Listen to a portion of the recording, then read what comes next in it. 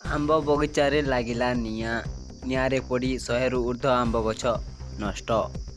बलांगीर जिला बंगमुंडा ब्लॉक जामखोटा पंचायत श्रीराम गाँवर मनोवर्ती आंब बगीचारे शनिवार दिन संध्या समय आंब बगीचाटी हुति हुति होई निआरे जलुथिला। खबर पाई परिवार लोके आसी आंब गछ जलुथिबा देखि लिमालुमी करुथिले। तापर दमकल बाहिनी को खबर देला पर दमकल बाहिनी आसी को आयत्त करथिला हेले सबु आंब गछ टी जली जाइथिला। आंब गछ मालिकंक अभियोग हेउछि धुबले मेहर नामक व्यक्ति आसी आंब बगीचा रे निआं लगैथिबा मालिक अभियोग करछन्ति।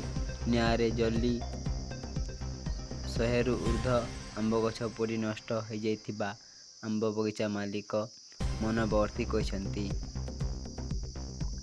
ए संपर्क में सिंदेकला पुलिस को जनइथिबा परिवार लोक अभियोग करछन्ति।